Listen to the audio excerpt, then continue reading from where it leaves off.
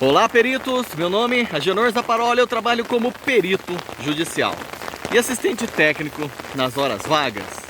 Parece que está chovendo um pouco aqui.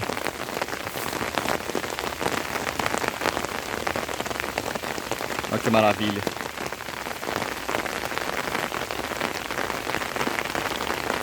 Não dá para ver a chuva, mas tá uma delícia. Bom, pessoal, o tema de hoje é o que a parte autora espera do perito. A gente já falou no tema passado do que o juiz espera do perito, né? Agora nós vamos falar sobre a parte autora. Geralmente o autor, né, a requerente, ela que entrou com a ação, ela está esperando que o perito prove todo o alegado, que o perito aceite e confirme toda a documentação que ela juntou nos autos, né? E que o perito dê uma conclusão extremamente favorável ao pedido do autor, tá? É basicamente isso que o autor espera do perito, mas nem sempre é isso que o perito pode proporcionar às partes, tá? Muitas vezes o autor e até o advogado, que também é bastante leigo na área da perícia, tá? Eu falo isso porque eu fiz o curso de Direito e eu lembro que a minha professora, quando ela foi dar um único dia, falar sobre perícia, ela sabia menos do que eu. E eu já estava familiarizado com todo o procedimento, já era perito há muito tempo. Então acabou que ela pediu para eu fazer uma explicação lá na frente de como que funcionam os procedimentos periciais, tá? Todos os andamentos. Então assim, a maioria dos advogados não estão familiarizados 100% com os andamentos periciais. Porque a perícia ela não só envolve os andamentos jurídicos, mas também os conceitos técnicos, né? Os princípios técnicos. Do mesmo jeito que existe princípios jurídicos, existem princípios científicos. E nem sempre são entendidos pelo autor, né? Pelo advogado. Então, quando um advogado ele solicita ao juiz a nomeação de um perito, ele quer que o perito certifique primeiro toda a documentação que ele colocou nos autos. Porque o advogado, ele entende que aquela documentação protocolada nos autos, bem como o autor, lógico, o autor entende muito menos, e por isso espera muito mais. Ele acha que aquela fotografia, por exemplo, é prova cabal de tudo. Ela acha, ou o advogado acha, que aquele laudo protocolado lá, ele é imparcial. O laudo protocolado por ele, né, um parecer técnico de algum outro profissional protocolado por ele, é imparcial porque foi outra pessoa que fez. Mas o que ele não percebe é que outra pessoa fez a mando dele.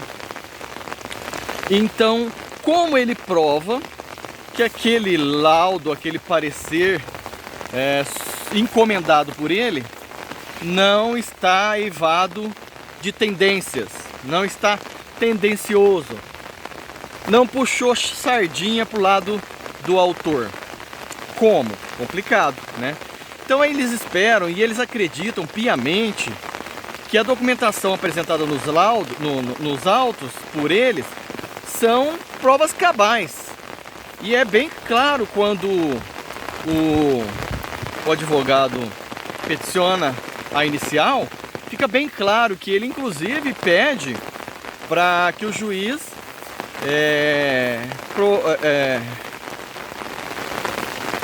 remeta, protocole, como que chama?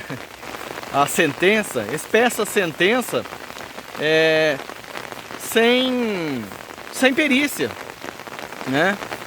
De ofício, esqueci o nome, tem um nome que eles dão para que para informar que os autos já estão, nos autos já estão roladas provas o bastante para que o juiz afaste a perícia e expeça a sentença sem necessidade da parte técnica do juiz, né? O auxiliar da justiça, que é o perito. Mas eles esquecem que o juiz ele não tem competência para analisar a documentação técnica científica de outra área aquém do conhecimento dele. Então o que acontece? O juiz precisa nomear um perito. Se uma das partes não solicitar, o juiz vai solicitar. Geralmente é assim, né? Então não tem essa questão de que a documentação apresentada é cabal. Não, tem que ser analisada tecnicamente, né? O próprio CPC deixa isso bem claro.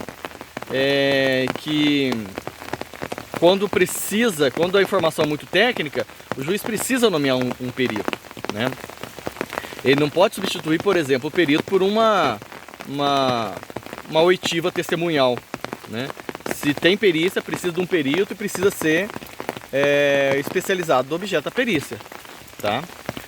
E aí vai nomear e tudo mais vai acontecer. Então o que tem geralmente ali na petição inicial? Nós temos ali geralmente um laudo apresentado por um terceiro, interessado ou desinteressado, não podemos afirmar nada nunca, mas geralmente encomendado pelo autor ou pelo segurado do autor, depende de como se caracteriza aqueles autos, né? Mas o laudo, então, para o laudo ser aceito, primeiro ele tem que cumprir todos os requisitos dos princípios da ciência, né? Quais são eles? Por exemplo, ele tem que deter metodologia, ele tem que deter referenciação, ele tem que deter documentação fotográfica, ele tem que ser conexo, tem que ser coeso. Então assim, tem que discorrer todo o desenvolvimento do laudo, como que foi elaborado aquele laudo, né? Cada conjunção frasal tem que conectar uma com a outra. Você não pode alegar uma coisa aqui e de repente pular para uma outra coisa que não tem nada a ver e não criar uma conexão ali, né? Fica descoeso, fica desconexo. Você não constrói uma sequência, uma sequência histórica do narrado, né? E você tem que se pautar com fotografias, com medições, com fotografias de equipamentos que você mediu, que você testou, que você... Entendeu? Não é simplesmente chegar lá assim, eu atesto que o equipamento queimou por variação energética e pronto, acabou. Não é assim, tá? Então o autor, ele espera que você confirme aquilo ali do jeito que tá e que você informe para o juiz que as provas são cabais, que são provas irrefutáveis e que ele está totalmente certo. Não é bem assim que a gente faz, né? A gente vai analisar conforme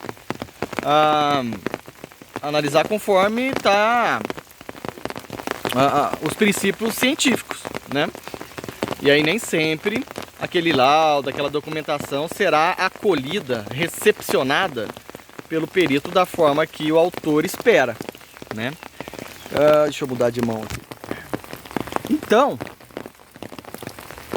é isso que o autor espera, que você acolha toda a documentação e elabore um laudo certificando tudo e dando a ele toda a razão. Bom, é aí que entra, eu acho que aí o advogado deveria fazer um curso de perito, tá? Um curso um pouco voltado, eu acho que eu vou até criar um curso voltado para advogados, porque o que você pega de laudo, de documentos que eles entendem como documentos cabais, documentos concretos e que ali está toda a razão, não precisa nem de perícia, né? E apresenta no laudo lá e acha que é aquilo, né? Então, é complicado, tem que ser muito bem analisado tecnicamente, né? Mas, bom pessoal, eu queria trazer esse tema de o que espera a parte autora do perito. E o que o perito geralmente faz? Ele analisa os laudos, verifica que o laudo foi construído de forma parcial, né? Quer dizer, ele adveio de uma das partes com alegações conclusivas, mas unicamente prejudicando unicamente uma parte, que é a ré. Nunca vem trazendo condições anormais para o autor, quer dizer, vem só beneficiando o autor e não o réu. Então, quando você tem um documento que só beneficia uma parte e veio daquela parte, é estranho, né? É tipo assim, eu vou emitir um parecer técnico de confiança do meu filho, da minha filha. E aí eu só falo bem dele, não falo nada do que ela tem de errado, né? Não falo... pô, parece que foi feito pelo pai. Está sendo feito pelo pai, né? Então é isso que os advogados têm que tomar muito cuidado. O laudo tem que ser emitido conforme as normas, conforme a tecnicidade exigida pela nomenclatura da área, né? Se é uma avaliação, elaborar conforme uma avaliação, se é um laudo atestatório, elaborar como se fosse um laudo atestatório, um laudo de confirmação, um laudo de certificação. Cada um tem que ser elaborado da forma correta, conforme os princípios corretos, citando, sendo coeso, conexo, entendeu? E outra, tem a questão também dos quesitos. A parte autora, ela vai querer que você responda os quesitos exatamente como eles perguntaram. Eles perguntam afunilando para você, ele quer que você copie aquela afirmação deles e cole como resposta. Eu vou dar um exemplo assim. Queira o perito afirmar que a documentação arrolada nos autos é prova cabal, é prova contundente de que tal fato ocorreu. Aí eles querem que você coloque assim, a documentação arrolada nos autos, protocolada pelo autor, é prova cabal e prova todo o alegado conforme ocorreu. Mas não é assim que a gente vai responder, a gente vai responder conforme os princípios, conforme o que foi analisado, né? Então, eu sugiro aos advogados que façam um curso de perito para que entendam um pouco mais da ciência da perícia, porque é a parte da justiça que mistura a área jurídica, técnica jurídica, com a área técnica científica de outros conhecimentos, né, de outros conceitos, de outras áreas, e principalmente o conhecimento dos princípios científicos. Princípios científicos, eles são gerais, tá? Eles são gerais para todas as ciências, como por exemplo para física, para informática, para elétrica, mecânica. Os princípios, por exemplo, de Newton, os princípios de Newton, as leis de Newton, os princípios Faraday, vários princípios e leis e normas científicas são padrões para todas as áreas, tá?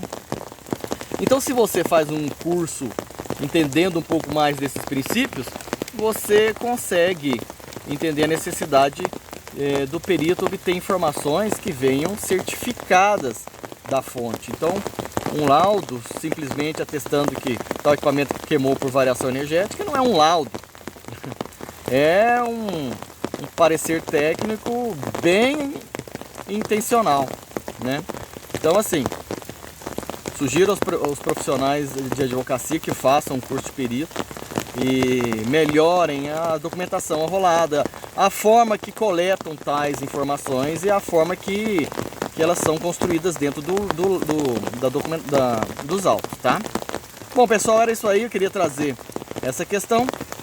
No próximo tema nós vamos falar o que espera o réu sobre a perícia, ok? Grande abraço e até a próxima.